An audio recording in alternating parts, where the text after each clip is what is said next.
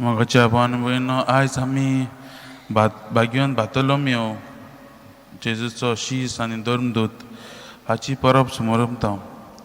आनी शुभ वर्तमानांत आमी नातानायल ह्या नांवान ताका उल्लेख केल्लो तो आमी पळयतात. दुसरे बरोवपी आसात ते मॅथ्यू, मार्क आनी लूक, ते ताका बातोलोम्यो म्हूण नांव उल्लेख करतात आनी जुआंव नातानायल म्हणटा ताका. आनी शुभ वर्तमानां पळयल्यार आमकां दिसून येता की तो आनी फिलीप हे वळखीचे गोडे शीस इश्ट आसले गोडे. आनी फिलिपाक पयलो जेजू मेळटा आनी जेजू अणभवले उपरांत फिलिपाक ती खुशालकाय ताच्या काळजांत दवरूंक जायना. तो येवन नातानायलाक सांगता. मोइसेसाचे सुमूर्तींत आनी प्रवादाच्या पुस्तकांनी जाची खबर आसा तो आमकां मेळ्ळा. आनी हांगा आमी नातानायलाची 2 गूट पळोवन येतात.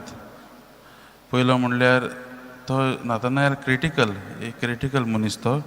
आनी तो पयलोच प्रश्न करता, नाजारेतांतल्यान कितें बरें येवंक जाता. ताका सोद जाणा जावन घेवपाची पयली ताची. आनी हें सगल्यांनी आसूंक जाय सोद कितें तें जाणा जावंक. आनी तो प्रश्न करता.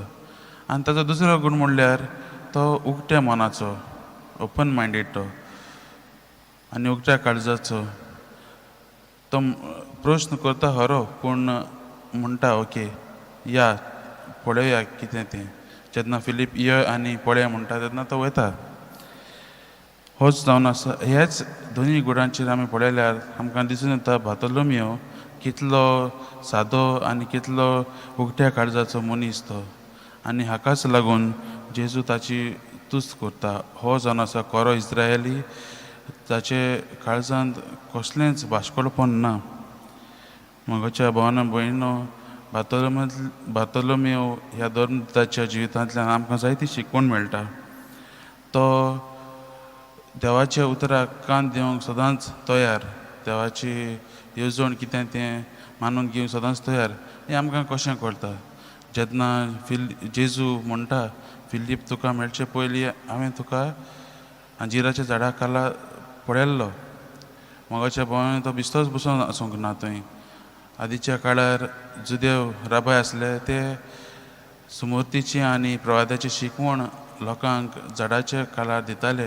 गोडे जेजून नातानायलाक थंय पळयलो आसतलो. आनी जेजू म्हज्या भावान भयणो मनशाच्या काळजाक तो पावता, तो काळीज पळयता. आनी ताणें नातानायलाचें काळीज पळयलें. कितलो सादो मनीस आनी देवाचें उतर आपणावून घेवचो मनीस. देखूनच जेजू आयज ताचें जिवीत पळोवन तो आयज ताची तुस्त करता. मोगाच्या भावान भयणो, आमी हे गूण आमच्या जिवितांत आपणावया.